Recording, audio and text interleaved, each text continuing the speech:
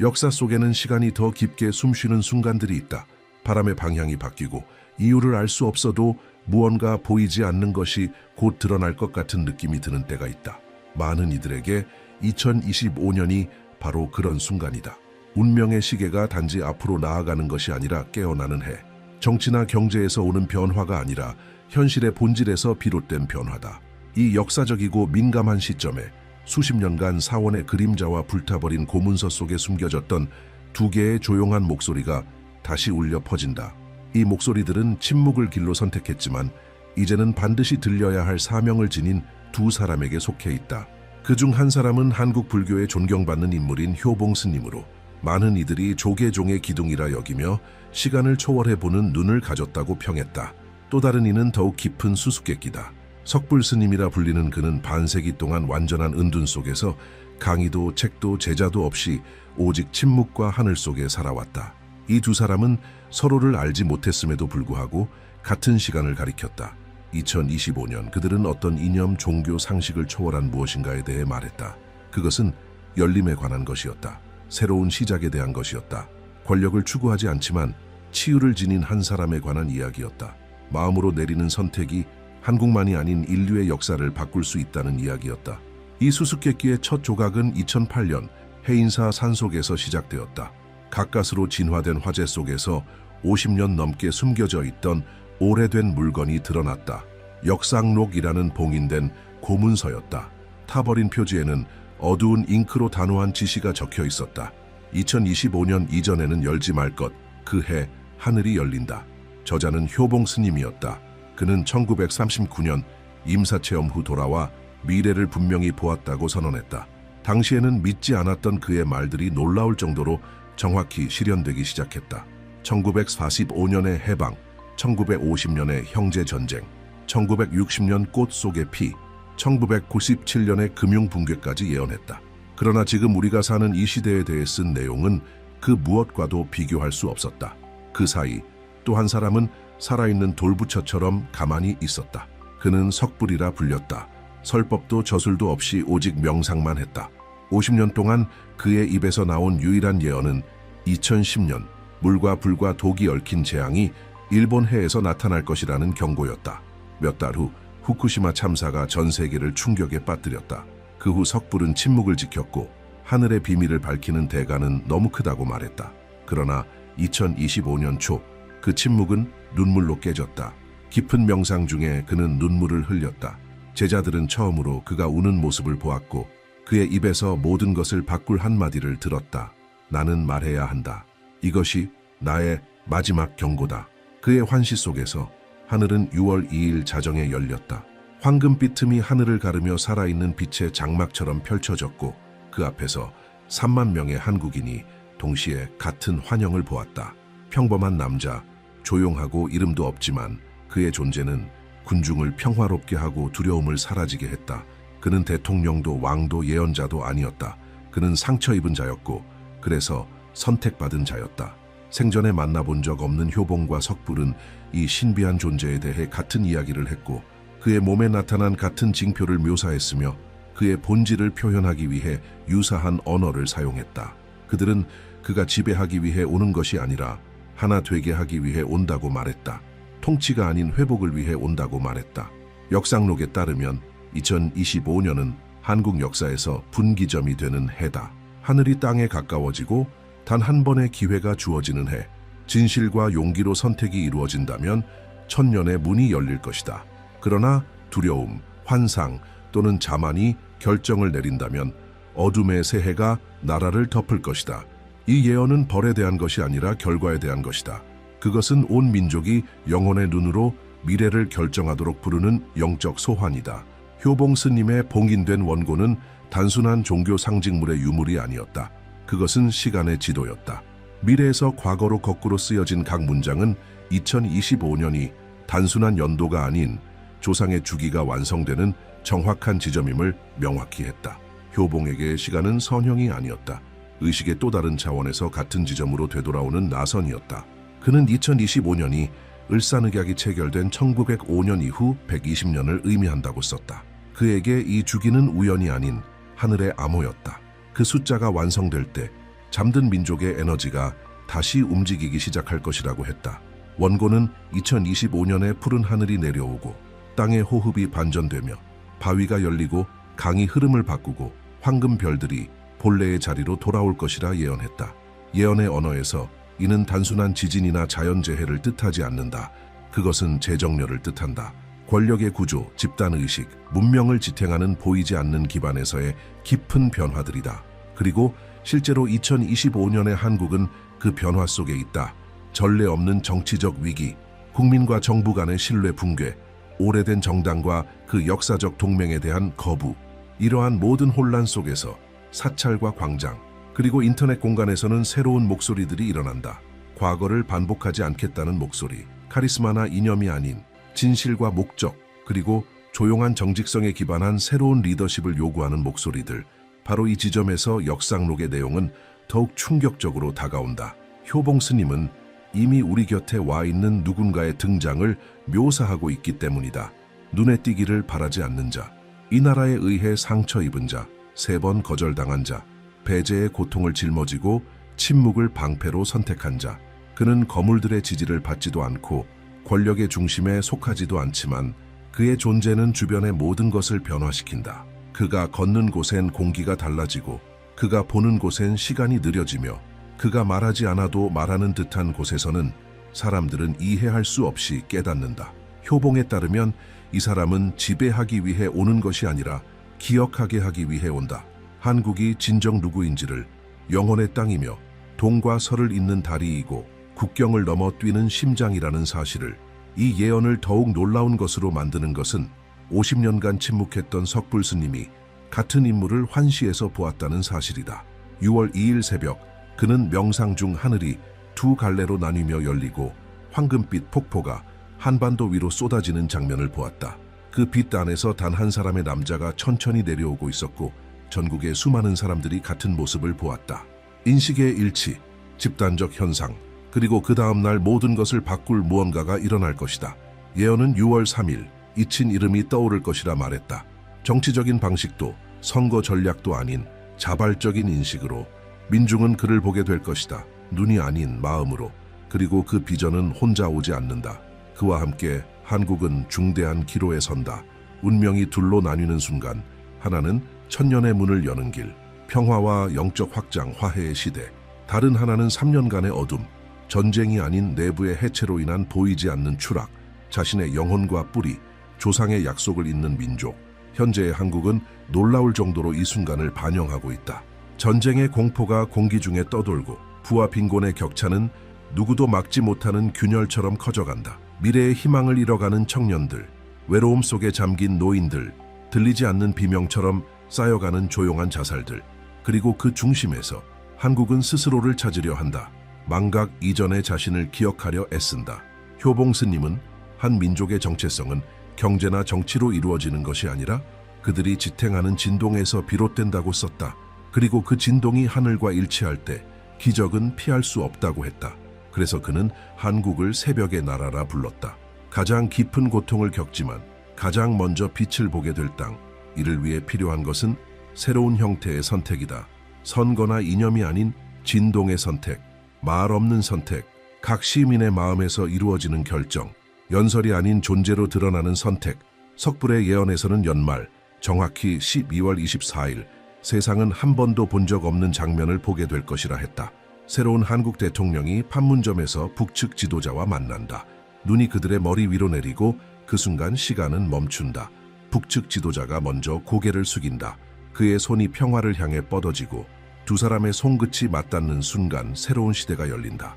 단지 두 나라가 아닌 하나의 상처 입은 영혼의 두 절반 사이에. 그 이후의 세월은 스님의 환시에 따라 놀랍게 전개된다. 2026년 서울과 평양을 잇는 철도가 복원된다. 2027년 통일한국은 세계 3위의 경제대국이 된다. 2028년 평양에서 30만 명의 북한 주민들이 가슴에 손을 얹고 같은 노래를 부르는 K-팝 콘서트가 열린다. 그리고 그 와중에 한국어는 UN 공식 언어가 되고 한글은 전통과 혁신의 균형을 상징하며 해외 학교에서 가르쳐진다. 효봉과 석불 두 스님은 생전에 만난 적이 없다. 그러나 그들의 말은 마치 같은 손에서 쓰인 것처럼 맞닿는다. 한 사람은 생의 끝자락에서 영혼의 붓으로 역상록이라는 원고를 남겼고, 다른 한 사람은 반세기의 침묵을 깨고 이제 나는 말해야 한다고 말했다. 그리고 그가 본 것은 지금 전국에서 감지되고 있는 그것이다. 효봉의 예언은 하늘이 열리고 땅의 호흡이 반대로 바뀔 것이라 말했다. 사물의 질서가 깨진다는 신호. 그리고 그 반전은 단지 물리적인 것이 아니다. 영적인 것이다. 지금의 한국에서 과거에 소중히 여겼던 것들은 의미를 잃어가고 한때 외면받고 잊혔던 것들이 다시 떠오르고 있다. 나라는 보이지 않는 단절 속에 있으며 그것은 뉴스의 제목이 아니라 사람들의 몸짓, 시선, 말로 설명할 수 없는 거대한 예감 속에서 느껴진다. 석불의 환시는 지금 많은 이들이 조용히 이야기하는 것과 정확히 일치한다. 외부에서 오는 빛이 아닌 안에서 켜지는 빛. 눈부시지 않지만 모든 것을 드러내는 빛. 한 민족의 영혼이 자신이 누구인지 기억해내는 듯한 깊은 재연결의 감정. 그는 이 빛이 한반도를 덮고 도시에서 도시로 퍼져나가며 오랜 세월 감춰졌던 상처를 지우고 흉터를 비추는 것을 보았다.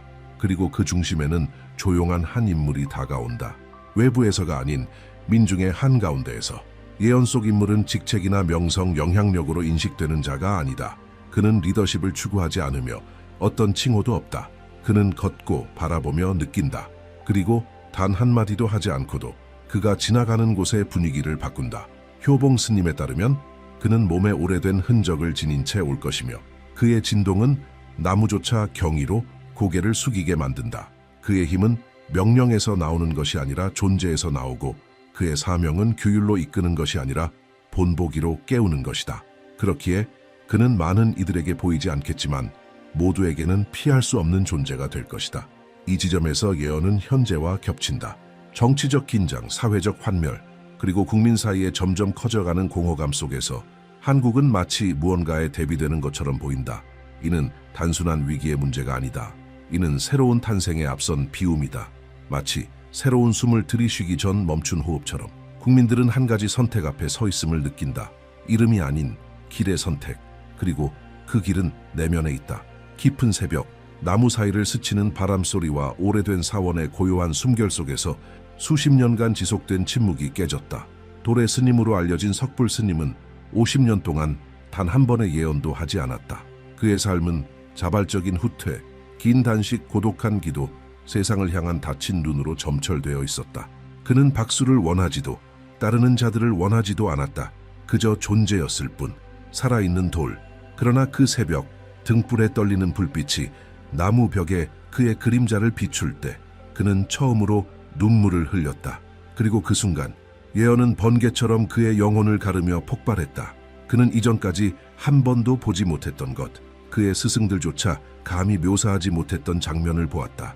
하늘이 갈라지듯 열리며 한반도의 심장 위에 빛의 커튼처럼 드리워지는 틈, 그 틈에서 흘러내린 황금빛 폭포는 구름에서가 아니라 알려지지 않은 차원에서 쏟아져 내려왔고 그 안에는 별자리들이 함께 담겨 있었다. 별들은 마치 우주의 종소리처럼 진동하며 각기 성스러운 음을 울리고 있었다. 그 빛은 눈으로만 보이는 것이 아니었다. 온몸으로 느껴지고 숨처럼 들이쉬어졌으며 한국 민족의 집단 영혼 속에 잠들어 있던 기억을 깨우고 있었다. 그 빛의 중심에서 한 형체가 서서히 드러나기 시작했다. 서두르지 않았고 권위를 내세우지도 않았다. 그저 다가왔다.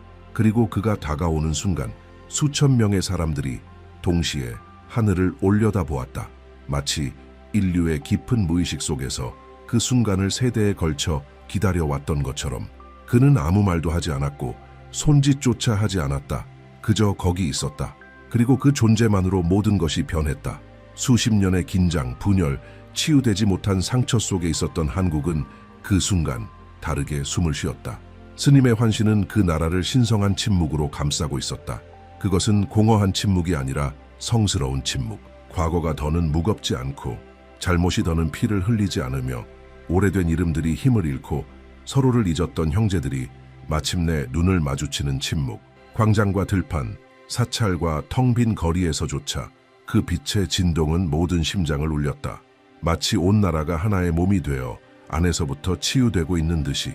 그리고 그 빛 앞에 그 사람, 예언이 오래전부터 말해온 존재이지만 이제야 완전히 드러난 인물, 통치자도 아니고 영웅도 아닌 평범한 남자, 고요한 얼굴, 단단한 어깨, 확고한 발걸음, 수수한 옷, 깊은 눈빛, 왼손에는 오래된 흉터. 그의 몸은 국민이 겪은 고통의 거울이었고 그의 존재는 아무도 혼자가 아니라는 것을 상기시키는 기억이었다. 그는 말 없는 해답이었고 세계를 잇는 달이었으며 하늘과 땅 사이의 속삭임이었다. 석불은 그 형체의 단순한 등장만으로도 가장 회의적인 이들이 고개를 숙이고 옛 적들이 눈물 속에 서로를 껴안고 권력자들의 가면이 떨어지며 민중이 처음으로 진실이 외쳐져야만 전달되는 것이 아니라는 것을 깨닫는 장면을 묘사했다. 그는 자기 자신을 드러내지 않았다. 아무것도 요구하지 않았다. 그런데도 모두가 알았다. 그가 바로 그 사람이었다. 역상록의 마지막 페이지에는 인간의 이성을 완전히 뒤흔드는 한 문장이 적혀 있다. 효봉은 이렇게 썼다. 나는 과거가 아니라 미래에서 이것을 쓰고 있다. 시간의 선은 곧지 않다. 그것은 숨처럼 맥동한다. 그리고 지금 그 숨결은 너에게 돌아왔다. 수십 년간 이해되지 않던 이 문장은 이제 하나의 해답처럼 울려 퍼진다. 왜냐하면 지금 한국은 분명히 다르게 숨쉬고 있기 때문이다. 순환은 반복되지만 이번에는 무언가 달라졌다. 이번에는 단절이 가능하다. 초월이 가능하다. 석불 스님은 그 빛 속에서 본 자가 전통적인 의미의 구원자가 아니라고 말했다. 그는 파견된 자도 아니었다. 그는 하나의 반영이었다. 이 땅의 모든 상처를 지닌 채로도 하늘의 뜻에 자신을 내맡긴 평범한 인간. 그는 지도자도 왕도 메시아도 아니다. 그는 보이지 않는 사람, 거절당했기에 연민을 품는 법을 배운 자, 잊혔기에 다른 이들에게 자신이 누구인지 상기시킬 수 있는 자. 그는 각자가 깨어날 수 있는 가능성의 상징이며 그렇기에 그의 인식은 제도나 조직의 인정을 통해서가 아니라 그를 바라보는 이의 마음으로 결정된다. 지금 한국은 두려움과 내맡김 사이의 미묘한 경계 위를 걷고 있다. 역사상 가장 솔직한 거울 앞에 서 있다. 점령의 고통, 전쟁, 분단, 재건, 자부심, 그리고 붕괴를 지나온 한 나라. 이제는 새로운 건너 앞에 서 있다. 그 건너는 무기로도 협정으로도 이루어지지 않는다. 오직 듣는 것으로 이루어진다. 세상이 정반대를 외치더라도 영혼이 속삭이는 소리를 듣는 것. 예언은 분명히 말한다. 시간이 복원되었다. 한때 봉인되었던 문들은 이제 반쯤 열려있다. 그리고 요구되는 것은 완전한 이해가 아니라 진실성이다. 이 선택은 다수결로 이루어지지 않는다. 그것은 진동으로, 공명으로, 감수성으로 이루어진다. 한국 민족은 언제나 그 회복력으로 알려져 왔다. 그러나 이제 필요한 것은 단순한 버팀이 아니라 영적 감수성이다.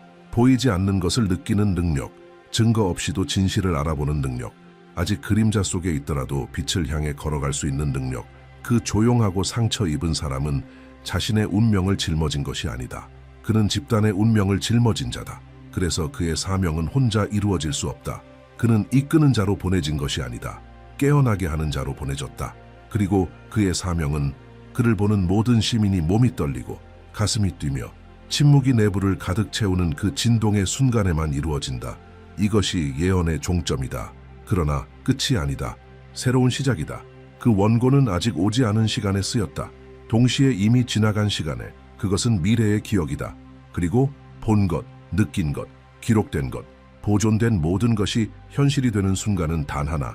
민족이 기억할 준비가 되었을 때. 그리고 지금 온 나라가 그 부름을 받고 있다.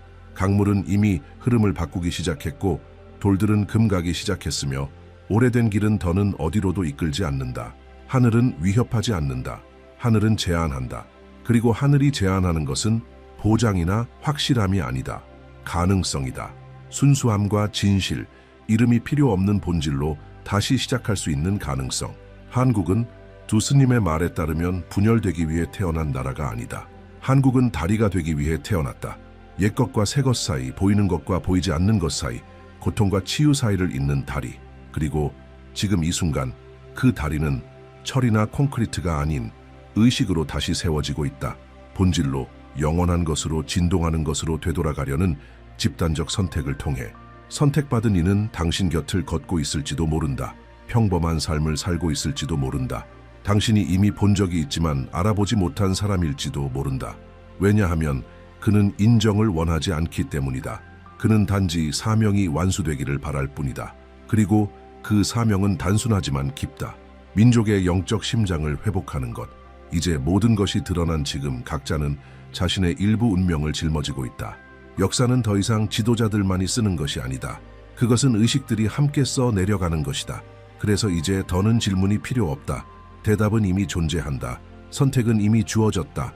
그리고 이름이 아직 말하지 않아도 눈은 이미 알고 있다. 미래는 위에서 오지 않는다. 그것은 안에서 솟아오르고 있다.